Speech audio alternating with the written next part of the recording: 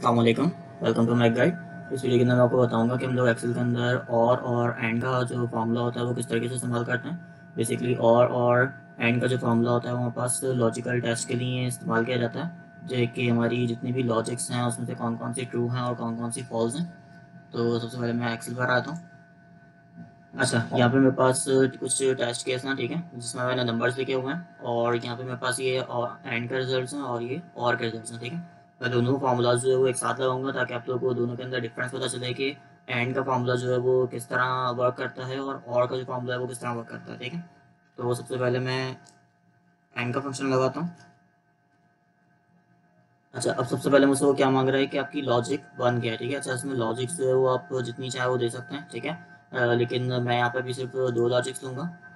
तो पहले मैंने कहा कि टेस्ट वन यानी B3 मेरा जो है वो लेस हो किससे, C3 से, ठीक है। ये मेरी एक लॉजिक हो गई। सेकंड लॉजिक मैंने क्या की थी कि D3 जो है वो मेरा लेस हो किससे, E3 से, और मैंने उसको इंटर कर दिया, ठीक है। अच्छा, ये मुझे फॉल्स रिटर्न कर रहा है, क्यों? क्योंकि यहाँ पे मेरे पास 26 लिखा हुआ है और यहाँ पे 7 लिखा हुआ है। यहाँ पे जो है वो मेरा 26 जो है वो ग्रेटर है और 7 जो है वो लेस है, ठीक है। इसी तरीके से अगर मैं सेकंड पर आ जाऊँ तो यहाँ पे मेरे पास 74 लिखा हुआ है और 79 लिखा हुआ है। तो यहाँ पे मेरी जो कंडीशन है वो ट्रू हो रही है, लेकिन यहाँ पे मेरी जो कंडीशन है वो फॉल्स हो रही है। इसको फॉर्मूले को जो है मैं यहाँ पे कॉपी कर लेता हूँ। अच्छा, अब यहाँ पे पहले मैं और का फार्मूला भी लगा देता हूँ, ठीक है। उसके बाद फिर हम देखेंगे कि दोनों के अंदर डिफरेंस क्या है। अच्छा, कंडीशन में दोनों के अंदर सेम यूज़ करूँगा ताकि हमें मेन डिफरेंस नज़र आए। इसको भी मैं फार्मूले को जो है यहाँ पे कॉपी कर लेता हूँ। अच्छा, तो अब आप यहाँ पे देख सकते हैं कि यहाँ पे मेरे पास क्या हुआ, मैंने कहा था कि B3 जो है वो छोटा हो C3 से, ठीक है। तो B3 यहाँ पे C3 से छोटा नहीं है, जिसकी वजह से यहाँ पे मुझे क्या रिटर्न कर रहा है, ये फॉल्स रिटर्न कर रहा है, ठीक है। अच्छा, लेकिन सेकंड कंडीशन मेरी क्या थी, D3 छोटा हो E3 से, तो यहाँ पे D3 छोटा है E3 से, ठीक है। ये कंडीशन मेरी ट्रू हो रही है और जो मेरी पहली कंडीशन है वो फॉल्स हो रही है। तो इसलिए मुझे एंड का जो फार्मूला है वो क्या रिटर्न कर रहा है, फॉल्स रिटर्न कर रहा है। इसी तरीके से अगर मैं और का फंक्शन देखूँ तो उसमें भी मैंने सेम कंडीशन दी है कि B3 जो है वो छोटा हो C3 से, ठीक है, जो कि मेरी कंडीशन यहाँ पे फॉल्स हो रही है। और सेकंड कंडीशन मैंने क्या दी थी कि D3 छोटा हो E3 से, जो कि मेरी कंडीशन यहाँ पे ट्रू हो रही है। तो इसलिए मुझे और यहाँ पे क्या रिटर्न कर रहा है, ट्रू रिटर्न कर रहा है, ठीक है। तो इससे हमें यहाँ पे नजर आ रहा है कि एंड का जो फंक्शन होता है उसको हमने जितनी भी लॉजिक्स दी होती हैं, अगर उन लॉजिक्स का जो रिजल्ट होगा वो ट्रू होगा तो वो हमें जो है वो ट्रू रिटर्न करेगा। और में जो है वो अगर हमारे पास कोई एक लॉजिक भी सही हो जाती है, ट्रू हो जाती है, तो वो हमें रिजल्ट जो है वो ट्रू करता है, ठीक है। अच्छा, यहाँ पे हम क्या करते हैं, हम यहाँ पे एक काम ये करते हैं कि हम यहाँ पे लॉजिक्स बढ़ा देते हैं, ठीक है। अब मैं एक लॉजिक और दे देता हूँ कि C4 जो है वो बराबर हो D4 के, ठीक है। सेम मैं यहाँ पे भी कर देता हूँ कि C4 बराबर हो D4 के, ठीक है। अच्छा, फार्मूले को मैं यहाँ पे कॉपी कर लेता हूँ ताकि हमें लॉजिक्स पता चले कि हमने कौन सी लगाई है। अच्छा, तो अब यहाँ पे आप देख सकते हैं कि मेरी पहली लॉजिक क्या है कि B3 छोटा हो C3 से, ठीक है, जो कि फॉल्स है। और सेकंड लॉजिक मेरी क्या है, D3 छोटा हो E3 से, ठीक है, तो ये मेरी ट्रू है। और उसके बाद मेरी थर्ड लॉजिक क्या है कि C4 बराबर हो D4 के, तो C4 बराबर नहीं है D4 के, तो ये भी मेरी लॉजिक जो है फॉल्स है। तो यहाँ पे मेरी दो लॉजिक जो है वो फॉल्स हैं और एक ट्रू है। तो मुझे एंड क्या रिटर्न कर रहा है, फॉल्स रिटर्न कर रहा है, ठीक है। अच्छा, इस तरीके से अगर मैं और पर आ जाऊँ तो और में मेरे पास क्या है, B3 छोटा हो C3 से, जो कि मेरी फॉल्स है। सेकंड कंडीशन मेरी क्या है कि D3 छोटा हो E3 से, ठीक है, ये मेरी ट्रू है। और थर्ड कंडीशन मेरी क्या है कि C4 बराबर हो D4 के, ये भी मेरी क्या है, फॉल्स है।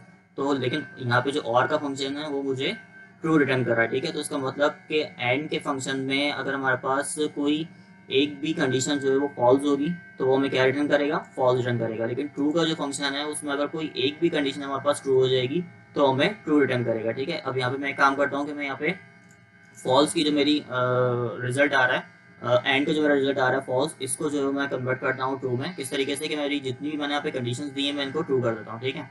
किस तरीके से मैंने उन्हें बोला है कि B3 छोटा हो C3 से, तो मैं यहाँ पे इसको छोटा कर देता हूँ, ठीक है। अच्छा, अभी भी देखिए मेरी ये कंडीशन ट्रू हो गई है पहली, और सेकंड कंडीशन भी ट्रू हो गई, लेकिन मेरी थर्ड कंडीशन क्योंकि फॉल्स है तो इसलिए मुझे ये क्या रिटर्न कर रहा है, फॉल्स रिटर्न कर रहा है।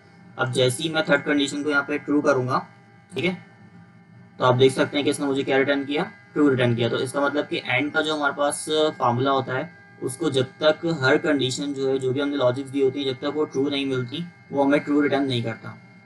इसी तरीके से अगर और का हम फार्मूला देखें तो वो क्या करता है कि उसको अगर कोई एक कंडीशन भी ट्रू मिल जाती है तो वो हमें ट्रू रिटर्न कर देता है, ठीक है। अच्छा, इसी को अगर हम लोग उसमें देखना चाहें टैक्स में, क्योंकि तो नंबर है, हम यहाँ पे टैक्स पर आ जाते हैं, ठीक है। अच्छा, यहाँ पे टैक्स पे हमारे पास देखें वो हमें फॉल्स रिटर्न कर रहा है, क्यों? क्योंकि हमने यहाँ पे greater than less than use किया हुआ है, ठीक है, जो कि हम अल्फाबेट्स में यूज़ नहीं कर सकते। तो मैंने यहाँ पे इक्वल टू लगा दी, ठीक है। अच्छा, सेम मैं नीचे वाले में भी यही करता हूँ कि मैं इक्वल टू लगा देता हूँ। अच्छा, दोनों जगह जो है मैं फार्मूलाज कॉपी कर लेता हूँ ताकि उसके बाद हम देख सकेंगे हमने कंडीशंस क्या लगाई थी।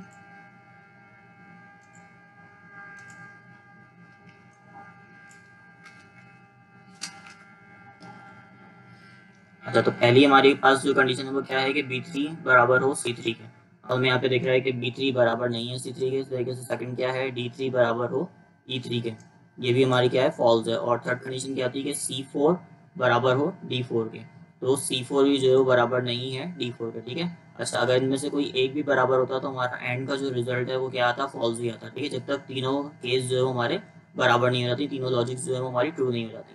लेकिन अगर इनमें से कोई एक भी जो है वो हमारे पास ट्रू होता है तो हमारे पास और का जो रिजल्ट है वो क्या आता है, ट्रू आता है, ठीक है। इस तरीके से यहाँ पे B3 हमने बोला कि C3 के बराबर हो, फॉल्स है, ठीक है।